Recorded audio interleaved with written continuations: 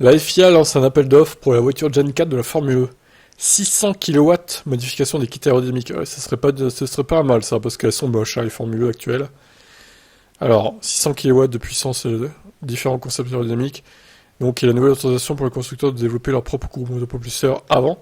La Formule E se prépare à lancer sa quatrième génération de courses. La semaine dernière, la FIA a lancé un processus d'appel d'offres et a annoncé les spécifications de développement pour les fournisseurs intéressés. Les rôles des fournisseurs de châssis, de pneus, de systèmes de charge rapide et de batteries seront nouvellement attribués.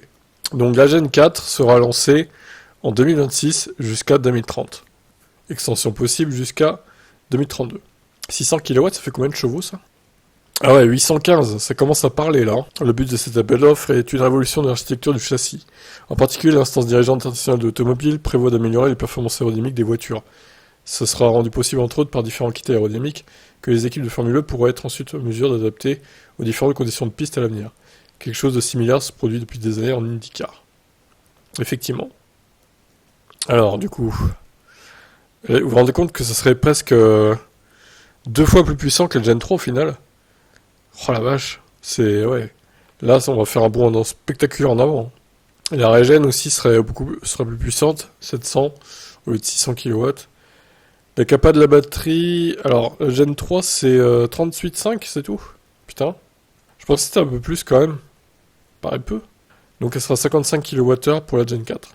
Par contre, évidemment, la voiture serait plus lourde, à cause du poids de la batterie notamment.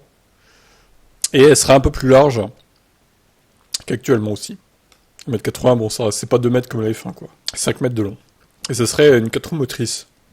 La puissance de charge maximale et donc ses récupérations pendant les courses doit augmenter à 700 kW. Le poids du véhicule, Ok. Alors, 700 kW, les charges rapides, waouh, c'est monstrueux.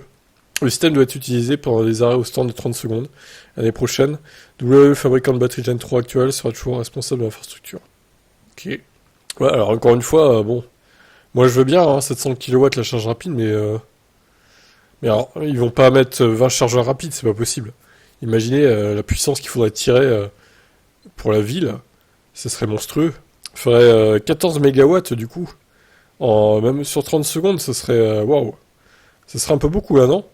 Donc je sais pas comment ça va se passer les charges rapides l'année prochaine là, en Formule E, ça va être bizarre je pense. Bon, je trouve pas ça très utile pour le coup, mais bon, après c'est eux qui voient. Voilà donc pour les nouveautés de la Formule E.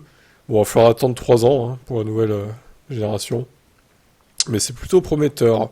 Ce serait bien qu'ils mettent des pneus slick aussi pour qu'elles aient plus vite dans les virages aussi les voitures, parce que les pneus rainurés de Hankook là, c'est de la merde. Elles sont lentes à cause de ça aussi. Voilà, je vous laisse commenter.